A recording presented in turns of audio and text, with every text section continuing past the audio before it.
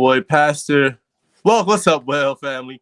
It's your boy, Pastor Ramon, aka Pastor Ray. Listen, we are live on this Thursday, March the 23rd, 2023, and I am excited to be with you. Listen, go ahead and take a moment and share this on your pages. I'm going to do that now. As I'm talking to you, share this on your pages, share this with your network. If you're on if you are on the YouTube, then you can take that link and email it, message it to people, whoever you need to send it to. Go ahead and send it out now. Listen, like this on Facebook, follow us on Facebook. Subscribe to us on YouTube. Make sure that wherever we are, you can encounter the well. Like how I did that, wherever we are, you can encounter the well. Why? Because the well is you. And we care so much and deeply about you. Listen, here at the well, y'all know our motto.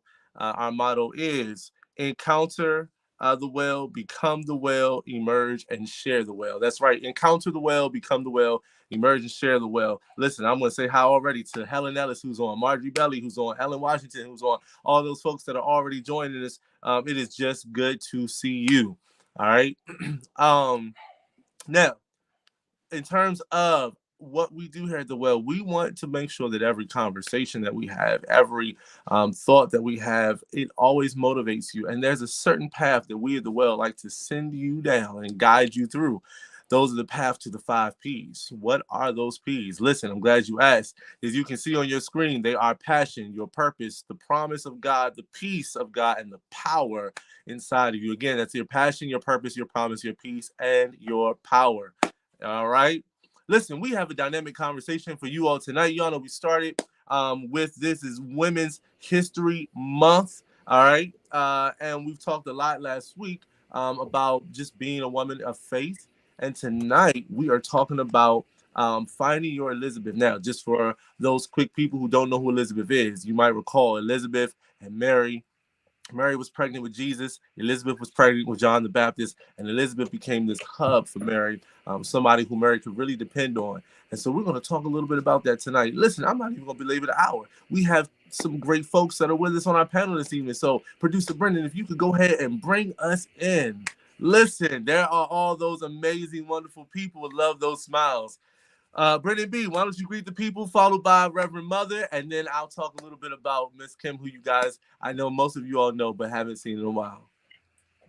Bro, you so churched and you don't even be knowing it. Like you said, belabor the hour. Oh my goodness. What are we doing? Who's I did. belaboring Hey, listen, an hour? Don't put that on I don't my even reels. know what that means for real. Don't put that on those reels, Brendan. Do not put that on them reels. I know you guys talk about the stuff I be saying. That's out right out the intro. It's going up. Back at it again, black at it to win. Man, already excited to have this conversation. If that's the route we going, we gonna have some fun. Brennan, I'm with you, man. My britches are just about ready to rock and roll over in this side.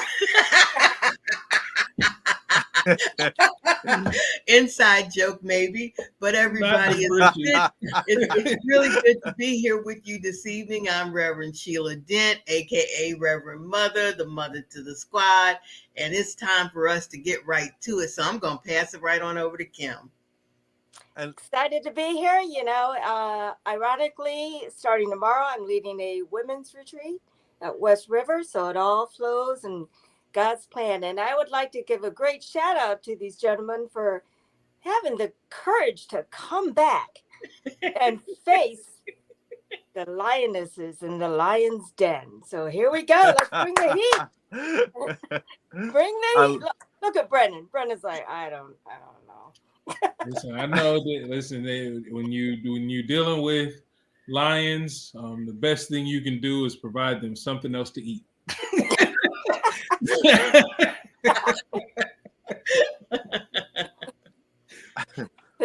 There you go.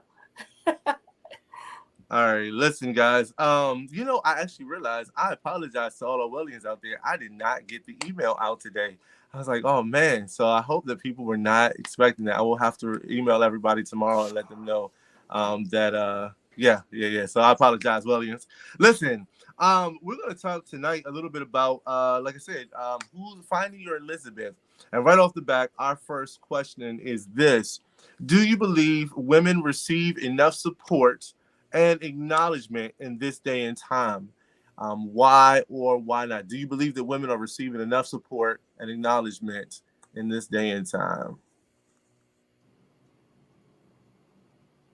Um, that's a long answer. Mm. Hit Mm. us with it. Hit us with it. I, I think we've made progress, but it's a long way to the end. Long way to the finish line there. But I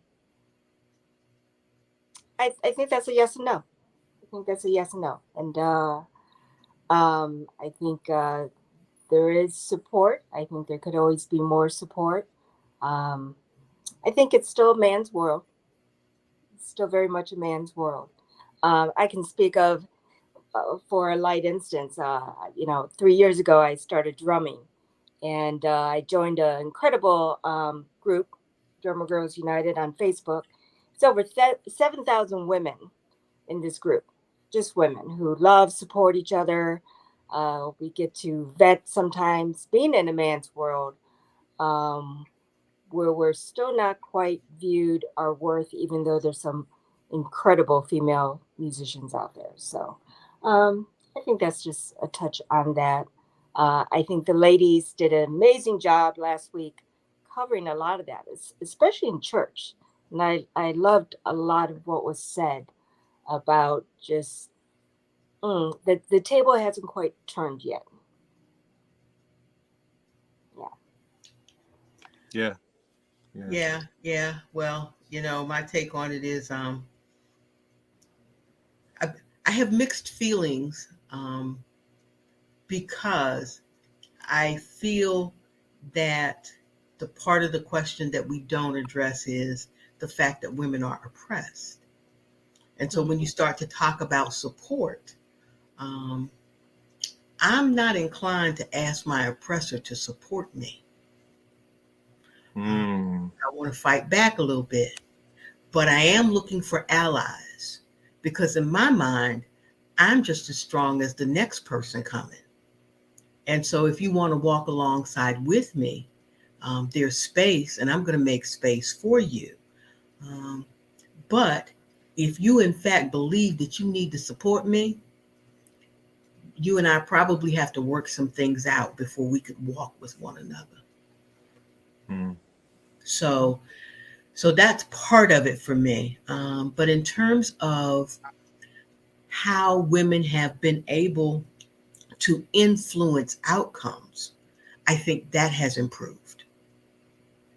I think almost in a way that, you have no choice in some instances. You got to step aside and make room um, in order for us to accomplish what we need to accomplish. But is there still room for improvement? Absolutely. Absolutely. Yeah. Brendan, I'm still gonna ask you, I guess, the same question. What do you think, brother? I mean, I don't think it's possible right now to even like to say that women receive as much support or notoriety or admiration or anything kind of on the same level as men, because I think I've become a lot more aware of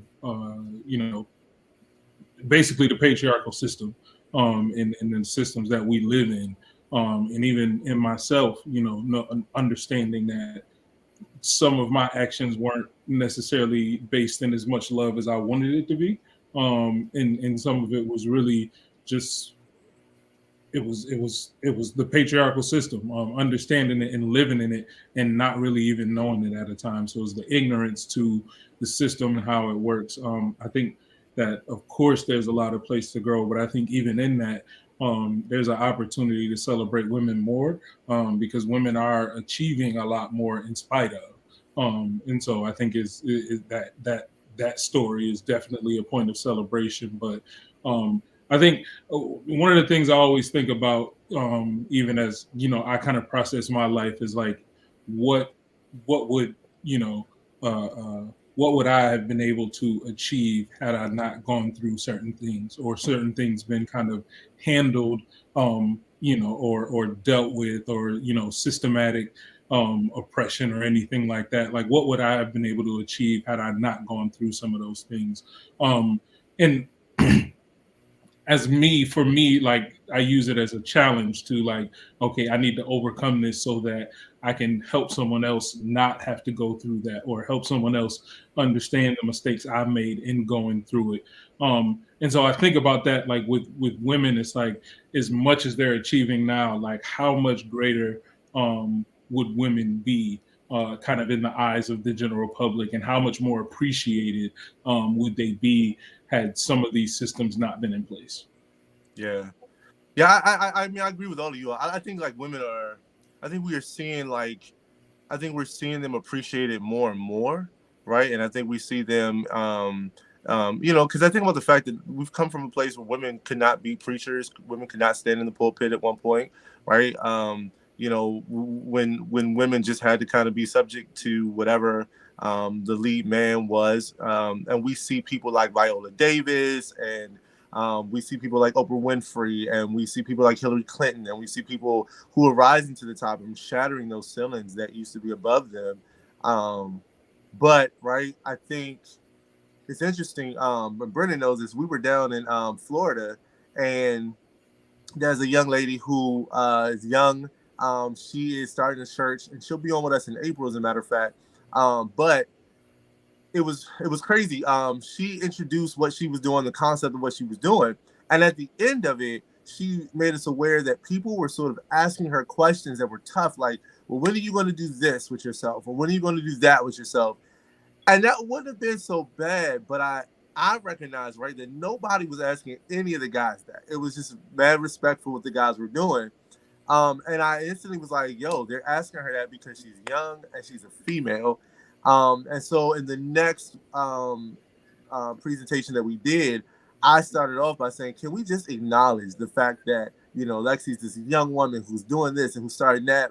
And people were much more supportive. But I'm also aware that it took a male to sort of shift the mindset of the people, so they would see her and see that part, or that aspect, as opposed to, well, when's she going to do this? How's she going to do this? When's she going to do that? And I was like, yo, it's crazy. Like, we're still in a world that very much does not want to acknowledge women in power.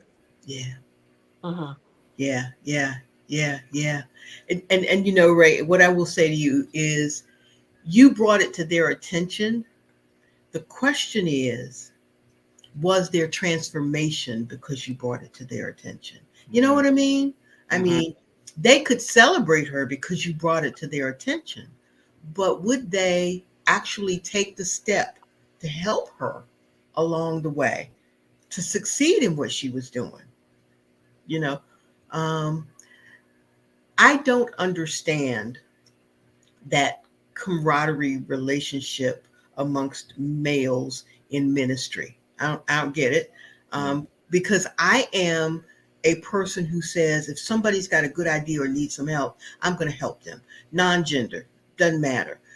But I don't understand, say, quote unquote, how men mentor other ministers, and yet I see where we as women in ministry have to actually go off with one another and try to grow and learn from one another. It's rare that I find a space where women and men walk into that ministry space for growth and development, where I experience a non-gender related effort to help all of us grow from that experience.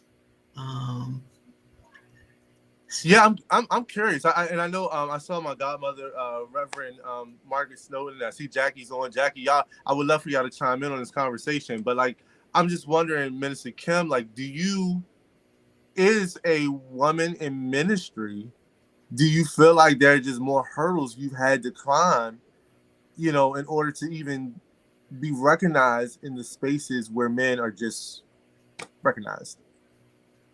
I think where it was interesting because my role in the ministry was mostly in a role that women work and are, and that is in youth and young adult ministry. Even though there are wonderful men who are in the ministry, still predominantly women. And it almost fits into that role. What's the woman who should love and nourish the children and teach the children, and not acknowledging the fact that, because I've always been a strong advocate about it's a balance, that all children need a balance of male role models and female role models as well. And I think it goes back to, I don't know, Reverend Mother, do you think sometimes, like in my mind, it's like we still battle even during this, not this conversation, but what was hinted in this all around conversation, that men maybe subconsciously don't acknowledge women's intelligence? Does that make sense? That a good example, oh, it made my husband so mad. Mansplaining. Oh my gosh, I just want to lose my Jesus and take somebody to heaven. Like, dude, you are mansplaining. Ladies, can I get an amen on this? And he said, what's mansplaining? I said, when you insult my intelligence. Like, I already know what, a pancake is, and here you are explaining what a pancake is. It's like the mansplaining. That's kind of blows my mind. And I don't know why men do. I don't know if it's like they subconsciously don't know they're taking a dig at our intelligence. I don't know if they're claiming their role as like, I have to be in charge of everything. And so, just in case she doesn't know what a pancake is, I'm going to explain it to her anyways. So, but, to credit to men, women, we can be some messed up people, I tell you. So like, look at like a wife and a mother, right? We are burdened. Well, not burdened. I say we have so much responsibility. We have a house, the job, the baby, everything. And so we want help. And what do? We ask the man for help. And what happens? The man doesn't do it the way we want it done. And then we're like, get it. So then the man's just like head spinning and like, well, maybe if I mansplained it. So, I understand. I mean, so, I can say when I've mansplained,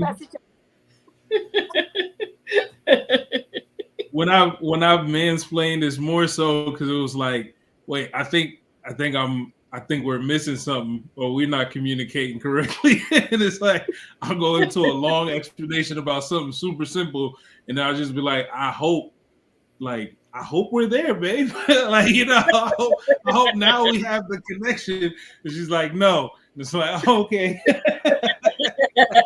Brandon, you don't have the connection when you've mansplained and all of a sudden Jesus in front of you because she hit you with the pan. So that's sort of like, ooh, that didn't go right. I guess I should.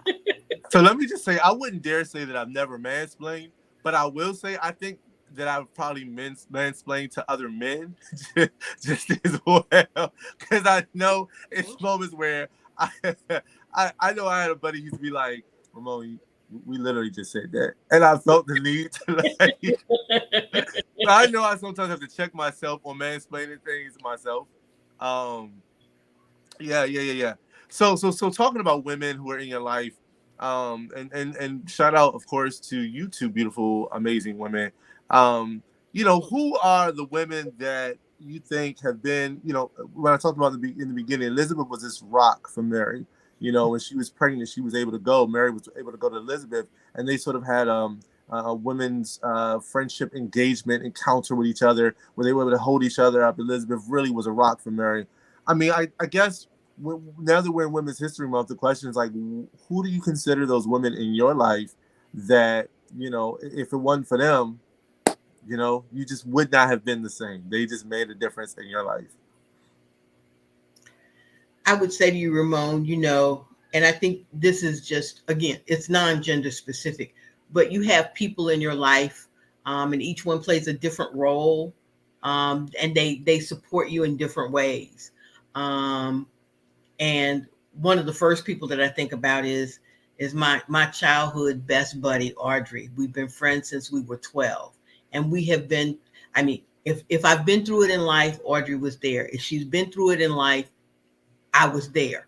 So that's one person. A safe space. I don't have to explain myself. I don't have to worry about being critiqued because of it. Um, but then my mom's older sister, God willing, will be 96 next week. Come on, 96. You know, and I can remember before I was really strong in my faith and growing in my faith, I was having a bout with an illness. And she said to me, I want you to remember Proverbs 3, 5, and 6. And whenever I was having really serious migraines, she says, and whenever those headaches start, just start reciting that to yourself. I had no clue. You know what I mean? I was totally clueless. But my auntie told me to do this. And even if the pain hadn't gone away, because I kept reciting the verse, it calmed my spirit. She didn't tell me that's why she told me to do it. Gotcha. You know what I mean? Yeah. And so when I think about that, you know, I think about my dear friend who I have several dear friends, but two really, who have coached and mentored me from a professional perspective, but who also are women of faith and didn't necessarily come out and say to me, Sheila, don't wear tight clothes. But they helped me grow as a woman and mature. They helped me when I was in those spaces where I would have been shut out because I was an African American female. And they helped me navigate those spaces and learn how to read a room. Mm-hmm. You know, so I can think of those women as well as my therapist. Lord, thank you, Jesus, for my therapist. Yeah. Okay? Yes. Okay. Who made me graduate, and so now she's a friend, but it's okay.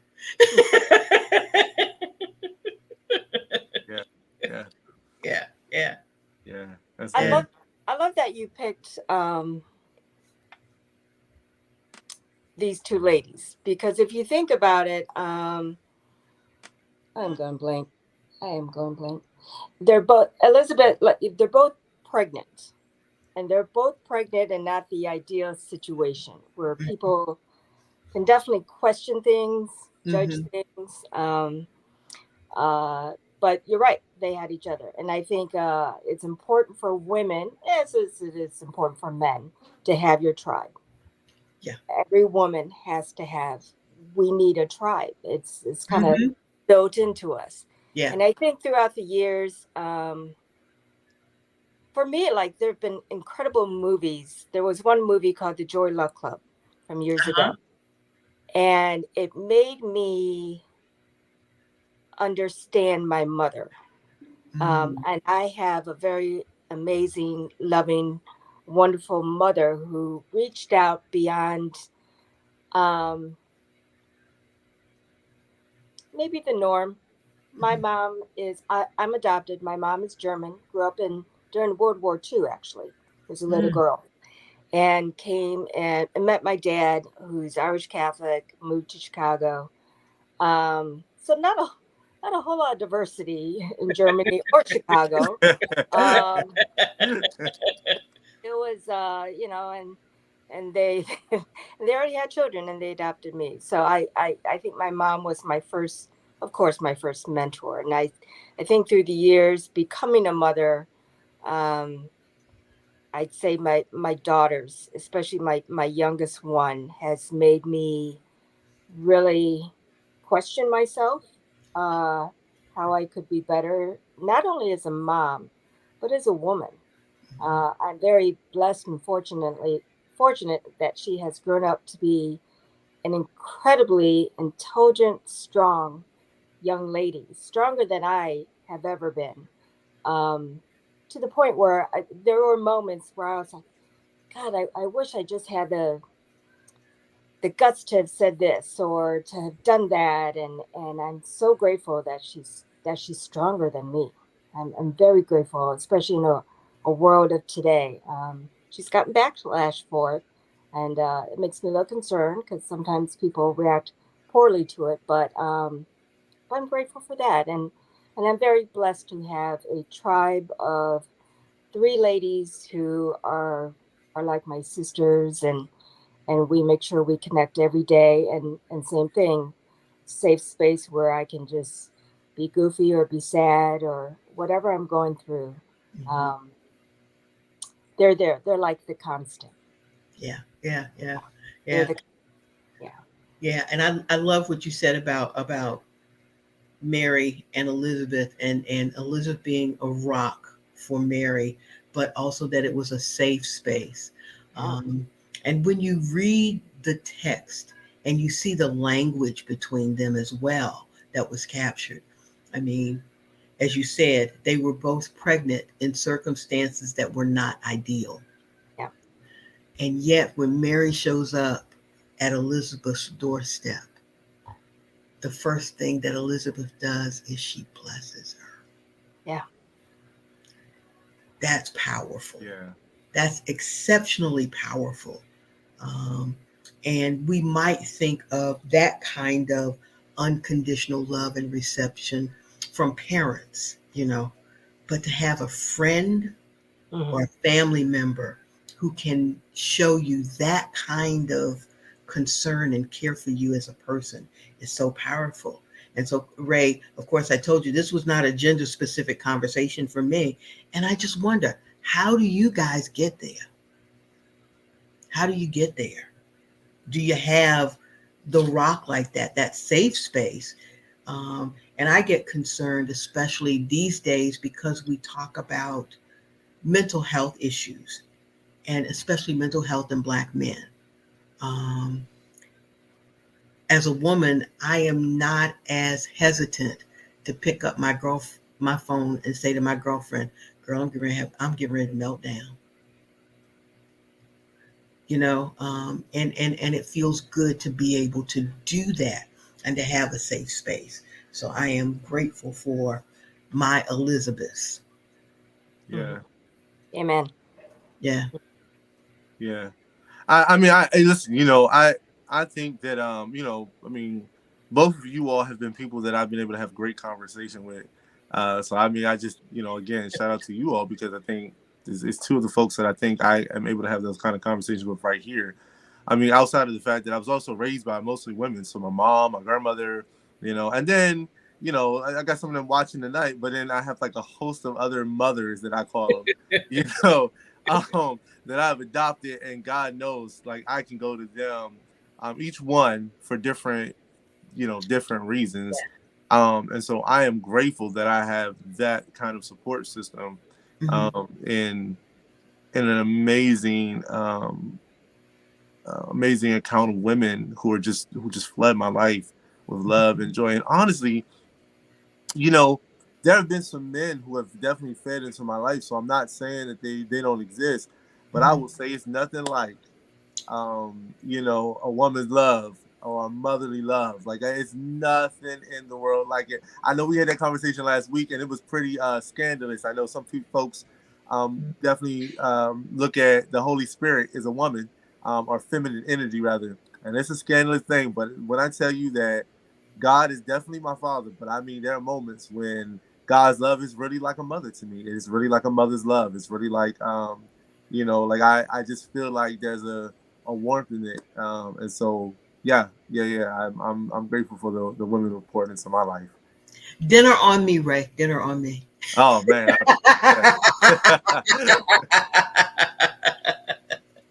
Yeah. Roots Press, here we come. Yeah, right.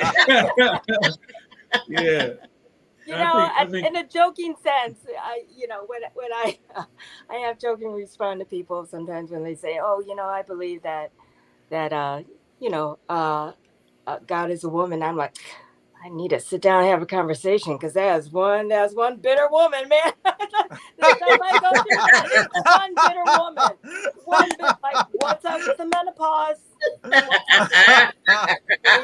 what? It's like, I don't think so. I'm like, no, I need to jump ship then. I'm sorry, I know.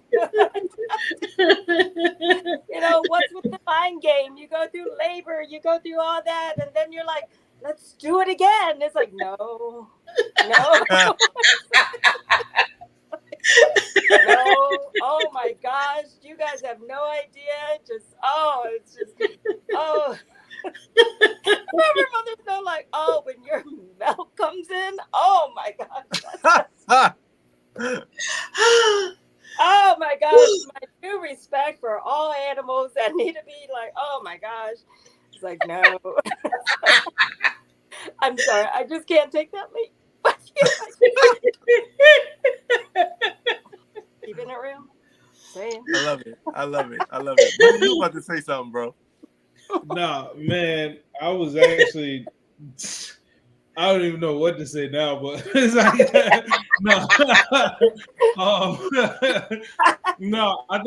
For me, I think this story of Elizabeth and Mary, like, it is actually one of my favorite passages in the Bible, mainly because it was at a time, and like just like what happened. Actually, it was like, for me, it was like the God inside Elizabeth, like, recognized the God inside of Mary, and that caused like a stir inside of her to where she knew, I have to do this.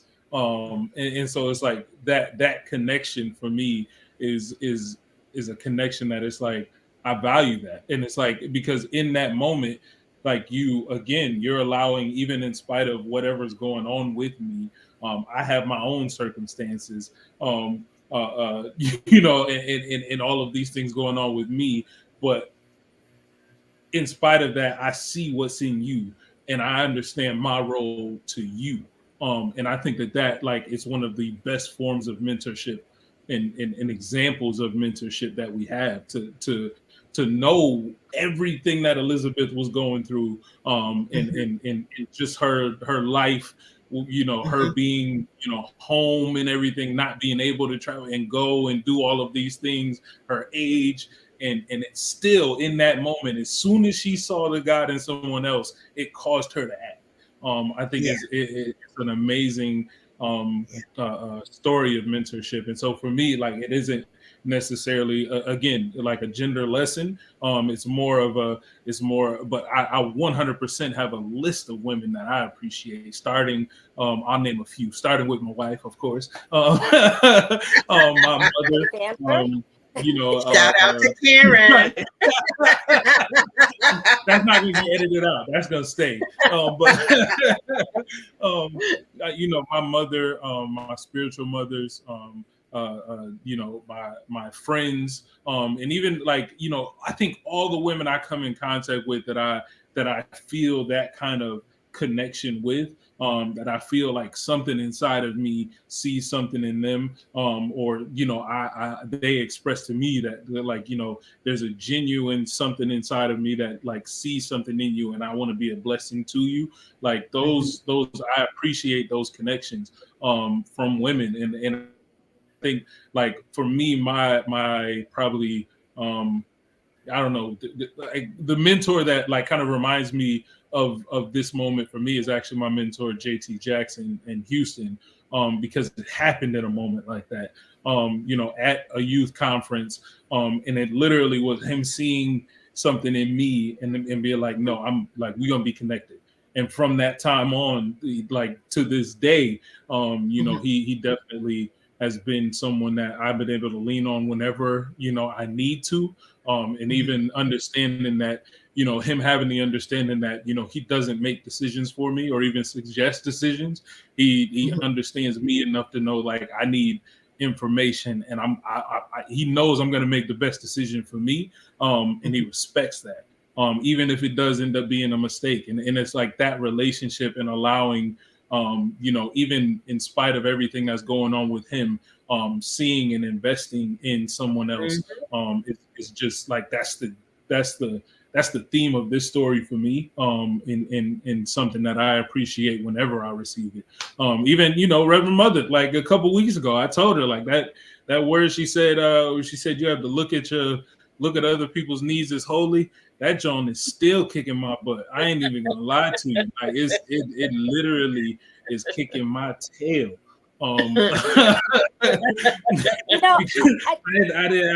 Thinking about it differently, it's like, things that I consider are holy is okay. How do I approach those? And it's like, okay, I even now for myself, I research them. Like, what does it mean to really be like? What does it mean for an action to be holy? And who made it holy? And then it's like, okay, when you find out and when you look in more, then you make a decision on whether or not it's holy for you, or it's something that's just man-made. And even in that, it's like now when I encounter those needs that I have to look at as holy, I have to do the research to understand.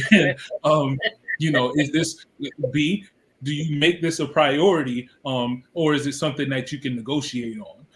And so it's like, okay, all right. And it takes a lot more work when you have to think about it like that. So I 100% appreciate it, but I think that was an episode I missed. I wish I missed. I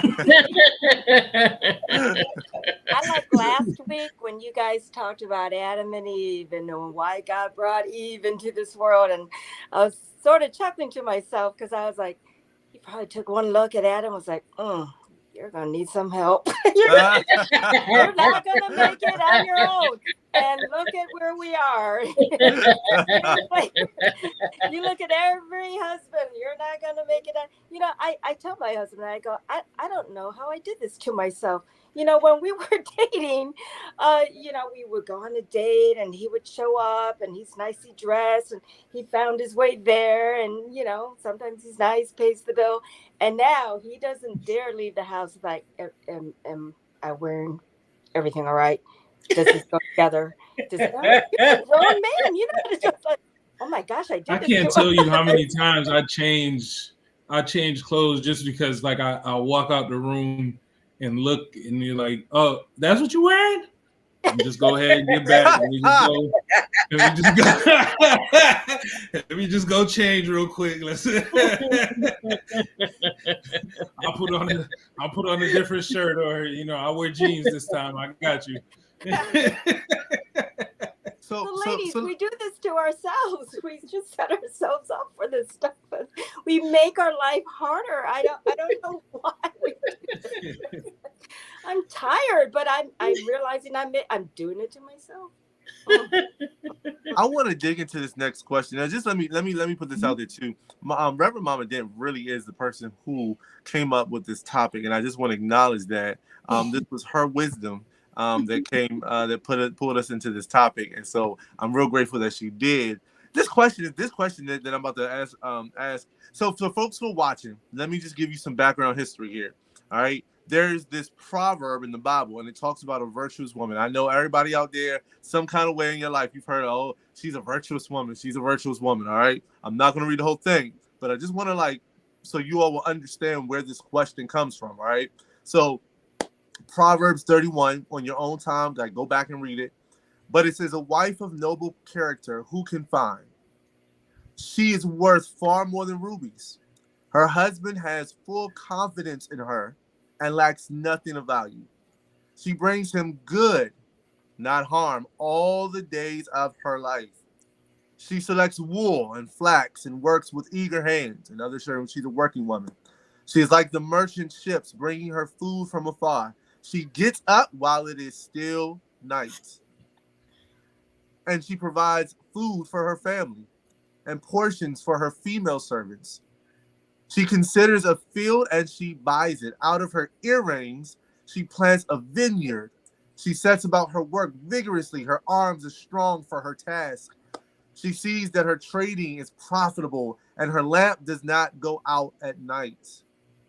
I'm going to skip a little bit ahead. She makes linen garments and sells them. She supplies the merchants with sashes. She is clothed with strength and dignity. She can laugh at the days to come. She speaks wisdom, and faithful instruction is on her tongue. She watches over the affairs of her household and does not eat the bread of idleness.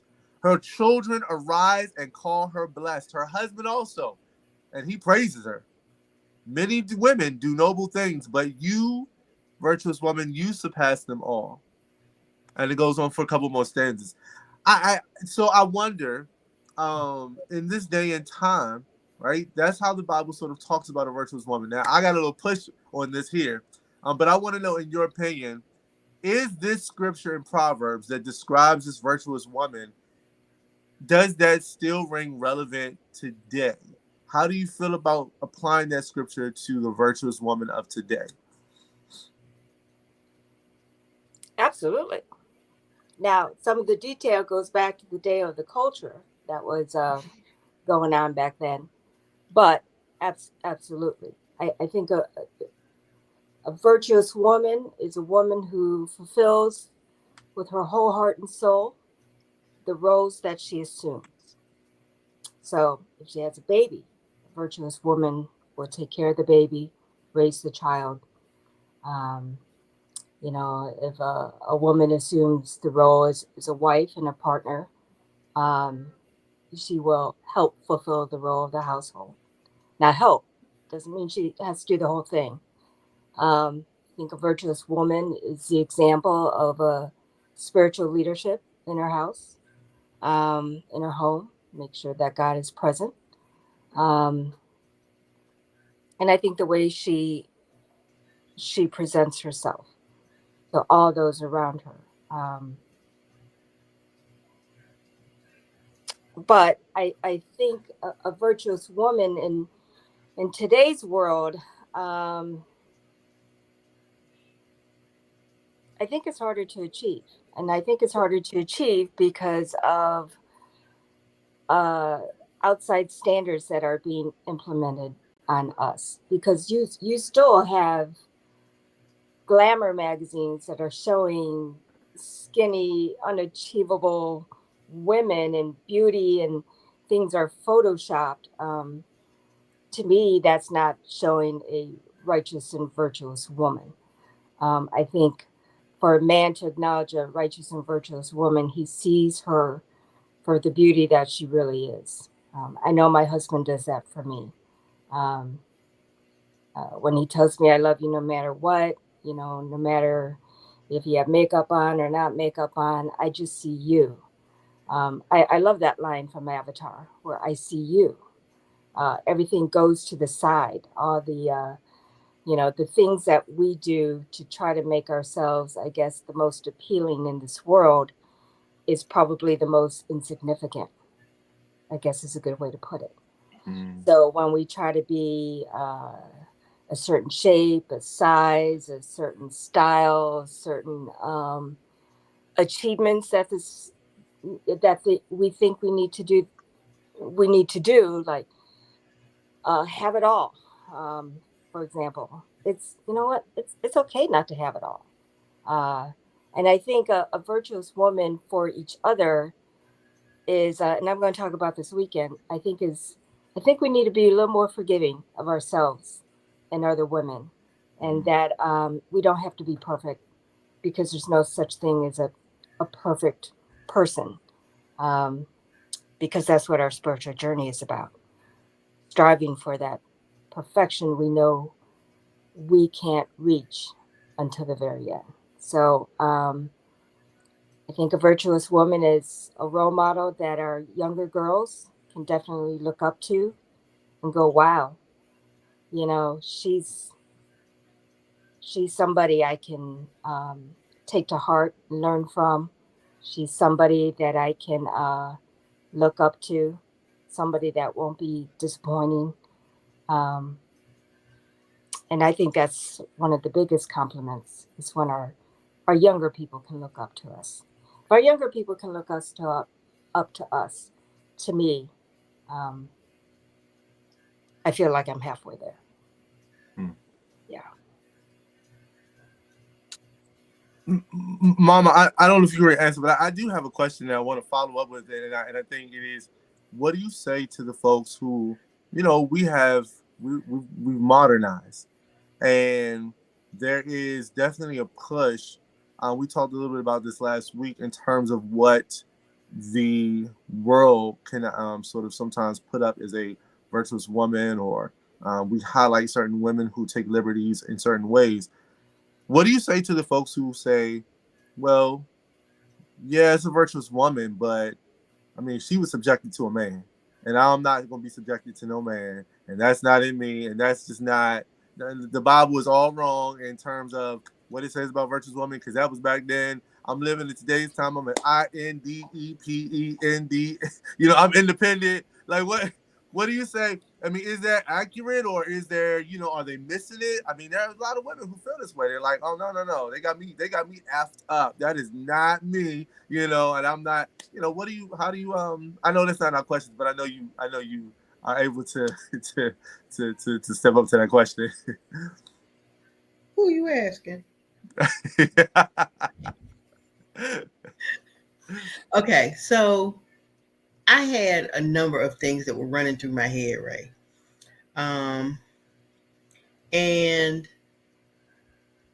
of course, I don't necessarily come at things the same way other people do.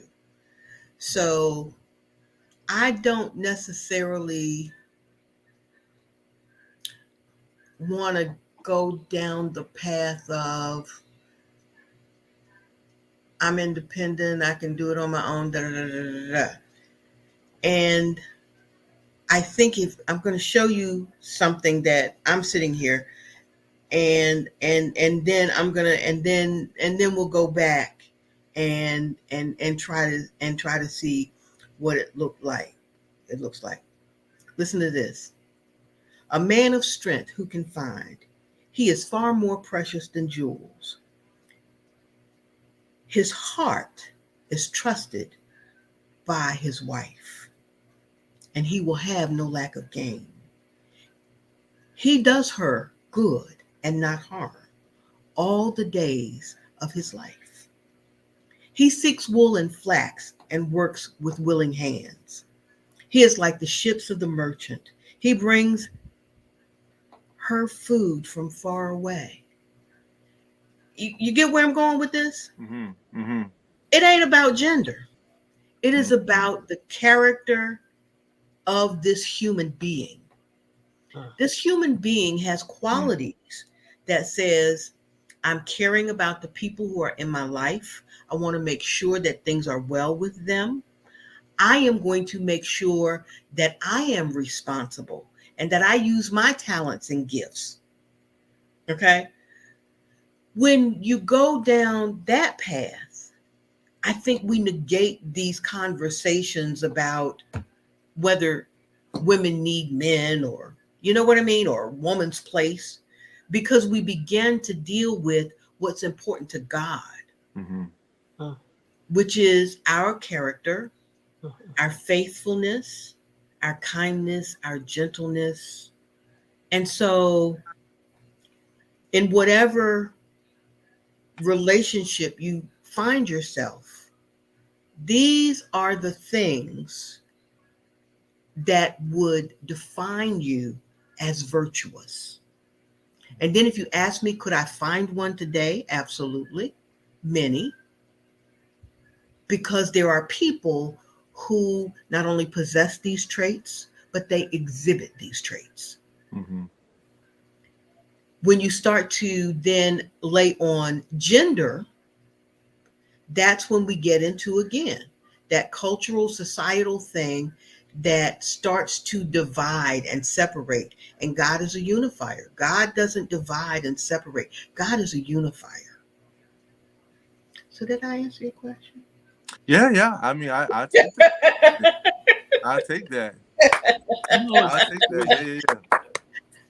What's funny is, like, even when I hear that verse and I listen to it, like, I don't think it's like an exhaustive list of who she was.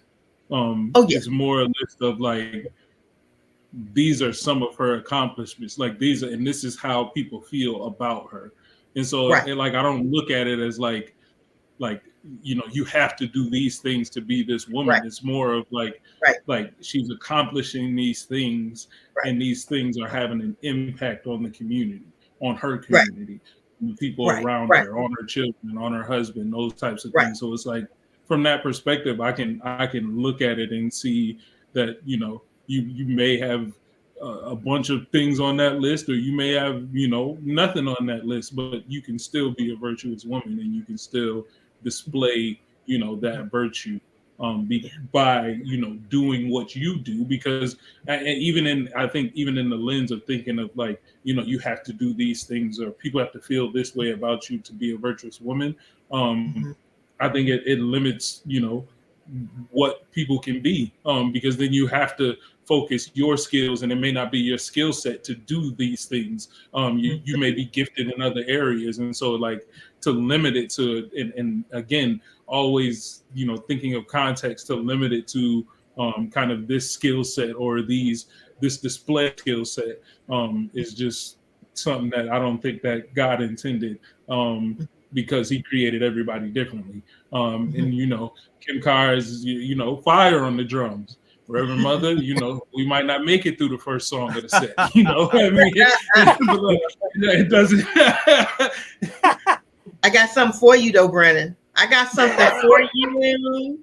Okay, before we wrap up tonight, before we go, before the well sign shows up, I got something for you, Brennan. And you're gonna go. All right, bet. See, I might have underestimated Reverend Mother already. I done messed up, man. No, but I mean, it's just that I mean that yeah. I think looking at it from more of a standpoint of like, these are her characteristics. Like Reverend Mother was saying, this is the impact that she has on the people around her.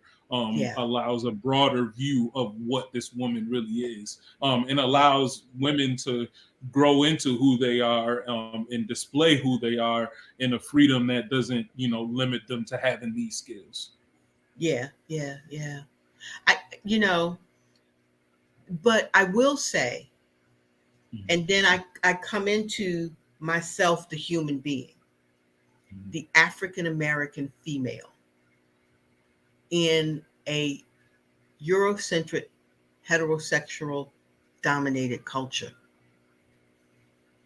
And that's when I, as a woman, feel least appreciated in this culture as an African American woman.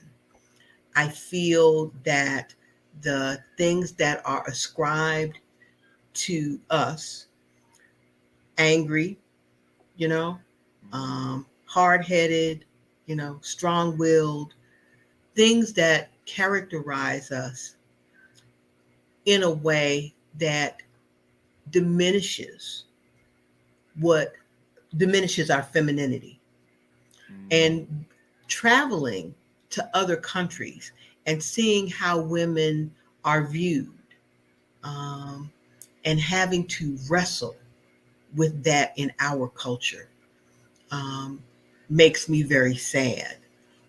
When I look at, I've seen a couple of pictures where folks have daughters, African American daughters, and their daughters are into sports, and that's awesome. But when the daughters are promoted in a manner which would say, okay, I'm treating my daughter, who might be, the one who likes to wear dresses and heels, but I'm dressing her up, like I might dress a son who doesn't like dresses and heels. I don't value, or I don't appreciate, and don't build into her an appreciation of that part of her being. I see that happen more, I believe, to African American women and African American girls. And it makes me very, very sad, because I don't feel like when you look at this context that they get, they are valued in the same way as other women in this country. I'm not going to say that I'm not valued as other women if I step out of this country, because I am.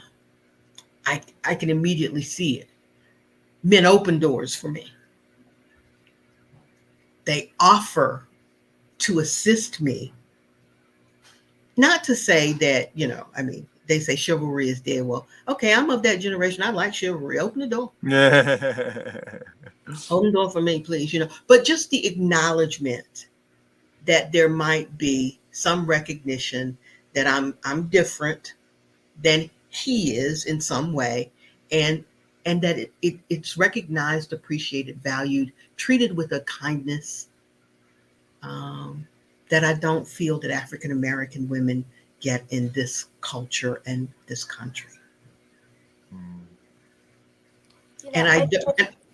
Oh, go ahead. I was going to say, and I don't know that in relationships that with women of other ethnicities, I think it's almost like I'm in the ring fighting the boys in the same way that I would with guys. I don't think that I'm necessarily appreciated or valued as a woman in the same way. I think it's getting better, though, because when I watch my daughters and I see what's going on with them, I see how it can be getting better for them. But then I'm also still concerned about the little girls. And that we don't make them grow up too fast, but that we allow them to be little girls for a while before they have to become young women and then women. I don't want to see them over sexualized, but at the same time, let them be the sugar and spice and everything nice. Get in the mud pies, They want to play with dolls and trucks, let them. Yeah. Okay. That was good. Go ahead. I think you're right. I think you put. I think you're spot on. And especially from what I've seen, because I have a daughter-in-law who's African American, and I have granddaughters who are African American. And I was saying to Ramon when he called me, and poor Ramon, every time he calls me, that poor guy, I have him on the phone for like 2 hours. Oh, I love it though. Let him love. And I said to him, I said, I think as women, and as far as like women of different races and things like that, and and everybody grows up in their own bubble, right? Yeah. Mm-hmm. And I wish, God, I wish there was a platform where that we could come to just a compassion and understanding, some education. Like I was sitting with my daughter-in-law one time at their house, and she was and she is high ranking in the GS government as you can go. Extremely, this woman is brilliant, right? She has a top secret clearance. And even in her level of professionalism, people still have the gall to walk over to her and hair. And I just sat there with my mouth open, like, what the lot of words came out. And of course, the inner mama in me is just like, I need a name. I need a name. I'm going to go after Asian anchors coming out. I need a name. And I'm like, are you kidding? And she's like, Kim, it happens all the time. And you're right. It's just, and then I think about my granddaughters. I'm like, I don't want my granddaughters to go through that. They're beautiful, and they have so much to offer, and they're just so new in this world, and it's just disgusting. But also but when you back out into a wider spectrum, I was thinking, and it's probably gone into your next question, Ramon, is that how is it in this day and age, women are still, first of all, because of our culture, we pay more for clothes, more for the necessities.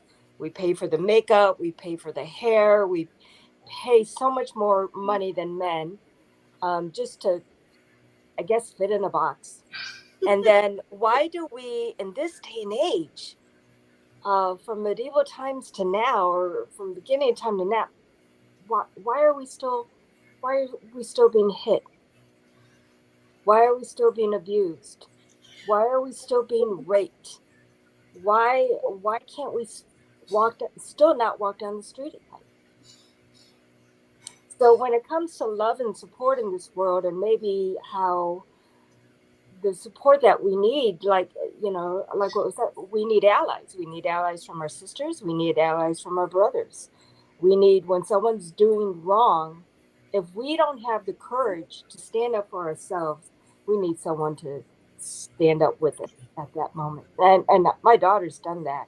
She's been in situations where she's sitting with friends at a restaurant, and a guy comes over thinking he can touch one of her friends, even if it's just on the hand. And she's like, "Did she give you permission to touch her? She didn't give you Mm-hmm. permission to touch her." And then all the names fly. Mm-hmm. But why is it? I guess what blows me, I think as women, we need to stop being conditional with each other.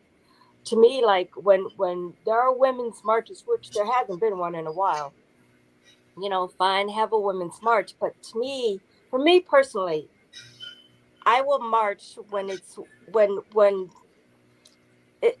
women's march for everything that we go through. We're the women's march against rape. I mean, why? Even in our judicial system, we still have young girls who won't come forward, allowing men to continue to rape. Uh, Mm-hmm. we have men who won't call each other out on rape. Mm-hmm. Um, Mm-hmm. and it go across party lines. I don't care which party you're associated with. If a woman's coming forward with an accusation, yeah, it needs to be proven to a degree. But uh, we shouldn't be like, if she's of one party, then we don't believe her. If she's of this party, we believe her. What nonsense is that? So Yeah. as women, we need to be more united, and we need to be more forgiving. We need to be less judgmental of each other, of who's pretty and who's not. We need to be less judgmental of who's mothering right and who's mothering wrong. I can't tell you, I didn't breastfeed my children, and the slack that I got was horrible. The backlash that I got was horrible.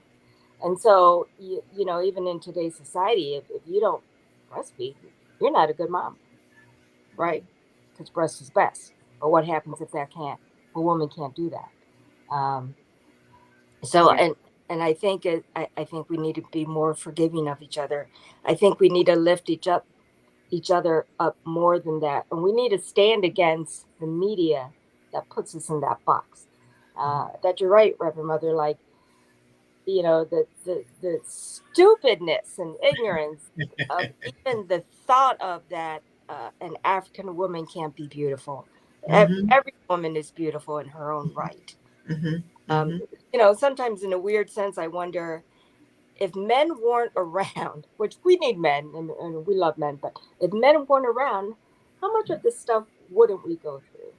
Would Right. we put on the makeup? Would we do our hair? Would we do our nails? Would we do it for each other? Or are we Right. doing it for the men? Are we doing it for the box that we Right. are put in? Right. Right. Right. Right. Right. Right. Now, Ray, I'm No. going to take you a different direction just for a second because Yeah. we've been talking about who we would go to. But one of the things that I also thought about is what kind of a legacy Mm. are we leaving? Who comes to us? And I think that's critical in these days and times. We haven't done nearly enough to be Elizabeth to the Marys of today. Mm. And because of the conservative theology that we've had in the church, we have abused Marys. Mm. And so they don't want anything to do with church. They don't want anything to do with church mothers. It's not to say that they don't want anything to do with God, but they push back and hesitate and don't want anything to do with quote unquote organized religion. Right.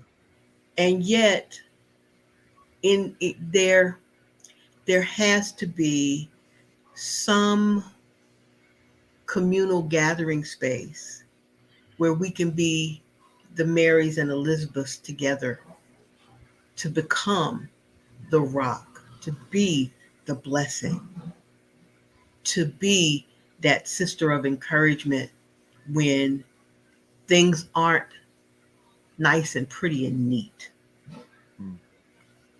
And that's something that I think is critical for us as we talk about Women's History Month and the International Year of Women.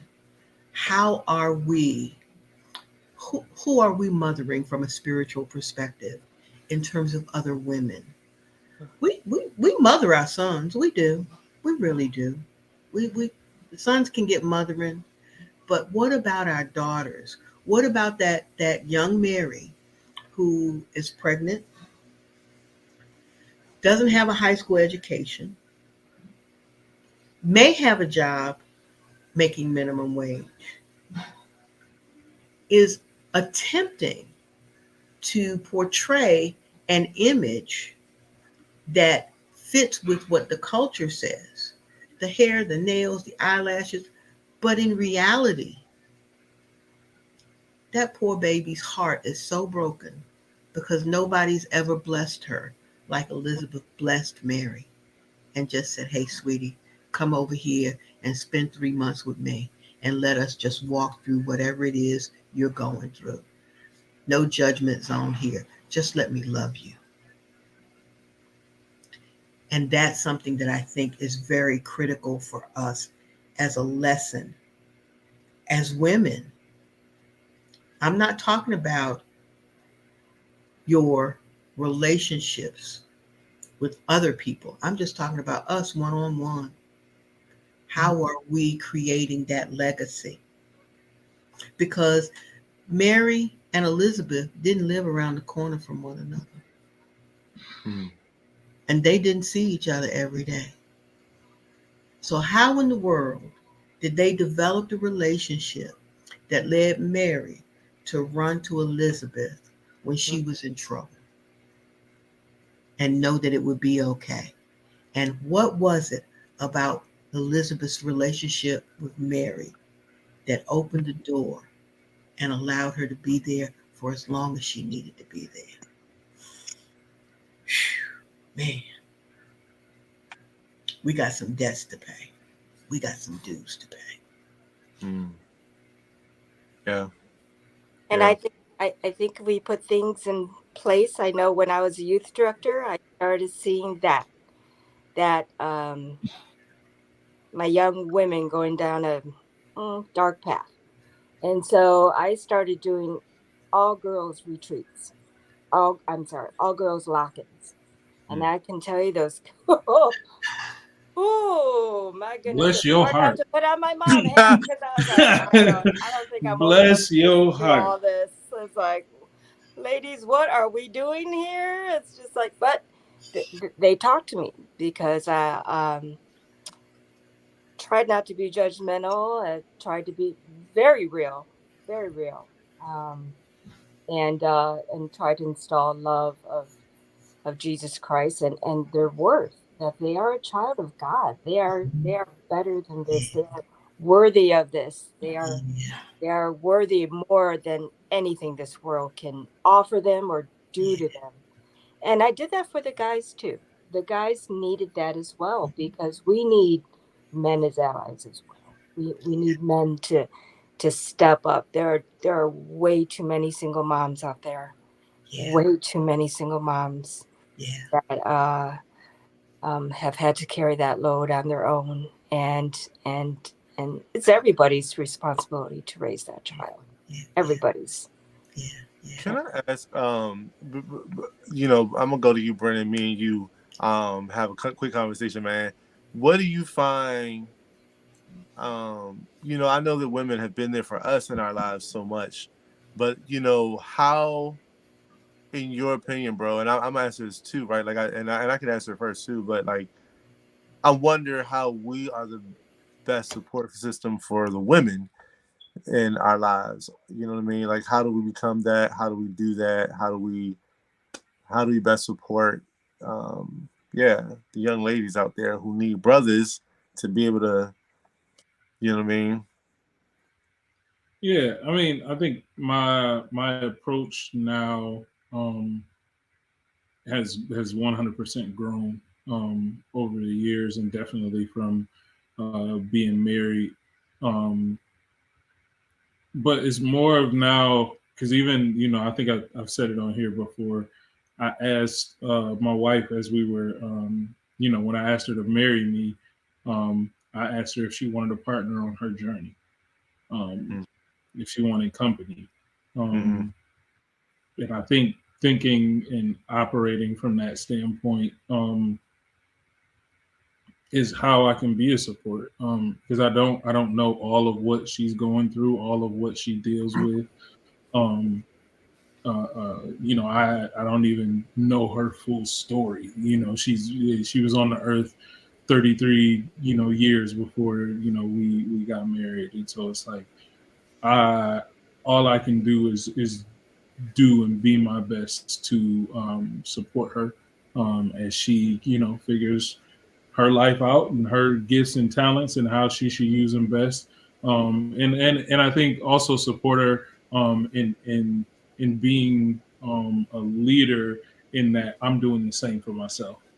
Um, so that from some level I can understand the struggle that she's going in because I'm trying to do the same thing. Like I'm trying to be the best me I can be in navigating that as well. And so I think that's the best way I can support women is to one try and be the best man I can be, um, uh, uh, and do what I can to help them when I can.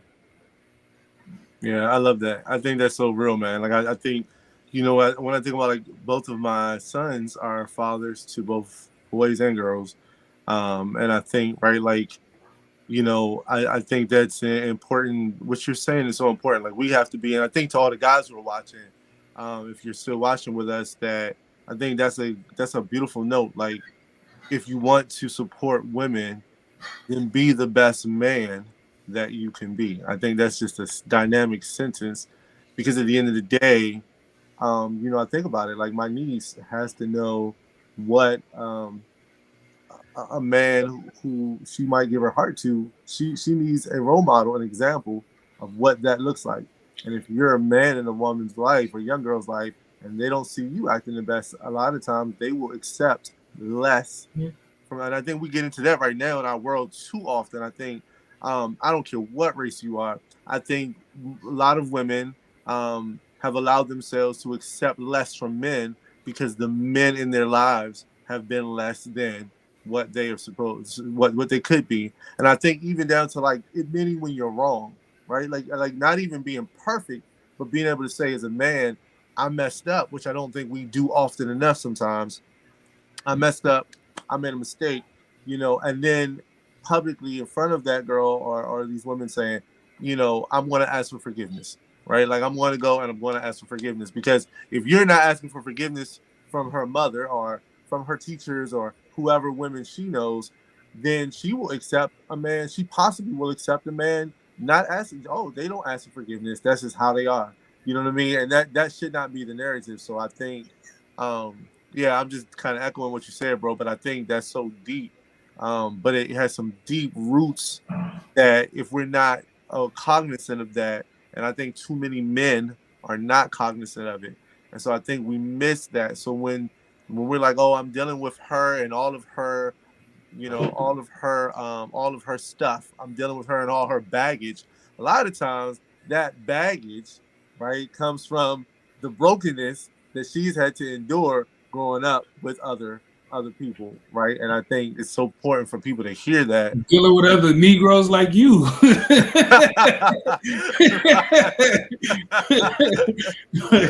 I mean, but I think yeah, to that point, I think is definitely like being that example and understanding what it really means to be a man. And I think that something that I've recognized in life is that oftentimes what you see is wrong in somebody else Like it's there's an element of that you're struggling with yourself. So if you fix that, they may be inspired to fix theirs. Yeah, Brennan, I'm 100 with you on that. 100. Exactly. Like, and I think that's be the man that you can be, that you should be, that God has set you to be, and that's at all times. So when men are around their other buddies and maybe saying doing things they shouldn't be doing, that's not being a man. It's not just an example to the daughters; it's an example to the sons, because it's those sons that in the future will be how they treat a woman. So if you have a man walking around calling a woman the B word, uh, that's not a high standard. I know my husband and I have been together over 30 years, and that man has never, not that he was in the military, he's used words, but he's never used them towards me. Yeah. Never, ever, ever, ever. And it's not that we've never had our ups and downs. And I think an honorable man will not only love you and support you, but when you're wrong, he should put you in your place. He should point that out when you're wrong, as we do to each other. Because there have been times I've been wrong about things, and he's like, "I gotta stop you. That's You not ain't right." never wrong. What you mean? You ain't never Oh, wrong. jeez. Well, her husband has it on tape now. So It's too late. It's out. This is live. You can't take it back I'm yet. wrong when he's mansplaining. That's when he thinks I'm right. Lord. Yeah, I mean, before we close, I do want to ask this last question, and that is, and then Reverend Mother and Minister Kim, how do you all think that women, and I think you've kind of talked a little bit about it, but just how what's that message to other women who are thinking, right? How do I live into this virtuous woman? How do I support other virtuous women? How do I do that, right? What's that message that you want to give to them on tonight? It's interesting. We had a staff meeting at church, and I asked our female pastor to come to the retreat. Pick somebody from the Bible and talk about how she connects with that person in the Bible. And she goes, God bless her. She goes, "Well, does it have to be a woman?"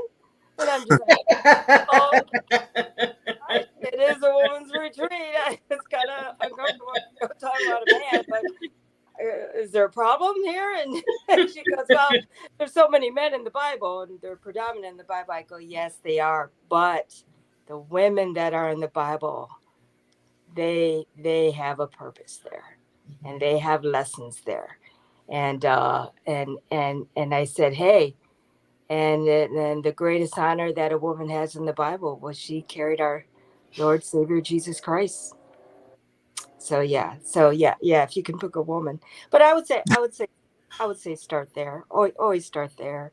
And I would say to women to share with your daughters and nieces and even the boys, share with them the roles that women have played, the purposes God has used women in his plan and purpose in amazing, amazing ways. If you really dig deep, amazing ways. And I resound real quickly. I resound with Naomi, taking care of Ruth. I mean, that talking about love and caring and watching over and following through, because she could have easily walked away, and she didn't. She didn't. She didn't walk away from her sister. She stayed. So, and I would say to women, find your tribe, no matter how you can. Start with church. Find your tribe.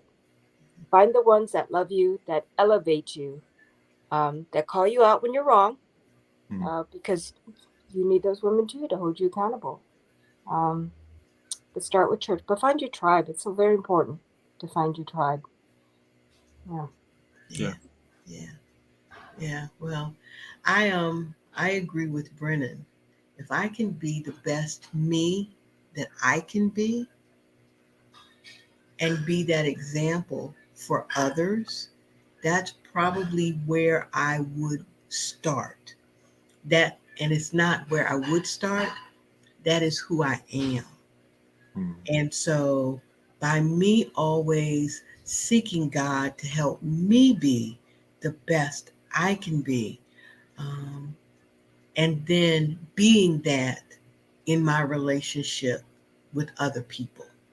And I think that is absolutely critical to being able to be the role model for others. And every day I get with God and say, it's me and you. Um, and I shared this, my favorite, the verse in the Bible that just takes me out, that is my everyday. Um, I have it set on my alarm so that I don't miss it. And I want to share it with you all because it is just, to me, that it was that life changing for me. And it's from the Message version of the Bible, 2 Samuel chapter 22, verses 21 through 25. And it says, God made my life complete when I placed all the pieces before him. When I cleaned up my act, he gave me a fresh start. Indeed, I've kept alert to God's ways. I haven't taken God for granted. Every day, I review the ways he works. I try not to miss a trick. I feel put back together and I'm watching my step. God rewrote the text of my life when I opened the book of my heart to his eyes. And that starts my day every day. And I remind myself every day, don't take God for granted. Open your heart to God and let God do what God does. And then be who God is shaping you into being. Yep. Know who you are. Yep. You're God's child. Yep. You're God's daughter. What you think about that, Brennan? Wear that crown. Ooh. We're going to start a band. Come on. When we The do our well live, band. when we get together in person, I listen. We're going to get some drums. You got to bring that trumpet, and we just going to jam. We just going to jam one at a time. At this point, that trumpet is only going to sit on the stand. You can do it. Hey, if I can start at 52, thank you, Sheila E. If I can start at 52. Well, what I'll be saying to you is I will be restarting because I picked it up when I was 15. And I quit. You know, you go to college, you become a mom, you working, a wife, you put it down. And so, but I can pick it back up. I know that's right. I know that's right. Maybe you might pick it up one good time for us. One good time. One time. One time. Listen, this has been amazing. It's been amazing to have this two amazing women of God on with us. I love y'all so much. I know I speak for both Brendan and myself when I say we just have so much love for y'all. Brendan, you feeling good, brother? Feeling good, man. Feeling good. Yeah. Yeah. So listen, we got some stuff coming up. We have been working diligently to make sure that our content is going to be amazing for you over the next couple of months. In April, you guys will start to see that a little bit. We're talking about new faith. It's of course Easter month, Resurrection month, and we have some folks that are going to come in and talk about all the ways in which they are doing church, being the church, traditional, non-traditional. It's going to be amazing, these folks who are coming in and talk to you all about what they're doing. I can't wait for that. And then after that, we've got some conversations. Oh, my gosh. We've got some conversations that are going to be real tough around relationships. That's going to be really, really, really, really good. And it's going to, I think, blow people's minds what kind of relationships we're talking about. So it's going to be pretty cool. Yeah, we just got some stuff that's gonna be jam packed coming into the summer, and so you guys are gonna have to stay tuned. Remember to follow us on everything, all of our social media content, which is the same. Encounter the Well at Facebook, Instagram, and YouTube. Like, follow, subscribe to us. Check out our website, which is www.encounterthewell.org, where you can also partner with us if you want to invest in the well and what it's doing. We've got some great stuff justice wise that we're going to start to roll out more too as the summer comes in. So look out for that. If you want to give, you can give at our website, and you can give by texting to give. The number is 84321. Any dollar amount, $1, $5, $100, $1,000, whatever God puts in your heart to invest in what we're doing, just text it or go to the website. And I think that's it. So listen, until we might have a special something that we'll bring to you next month. But until next month, the second Thursday of April, we love you, and there's absolutely nothing that you can do about that. And we'll see you then. Peace Amen. out.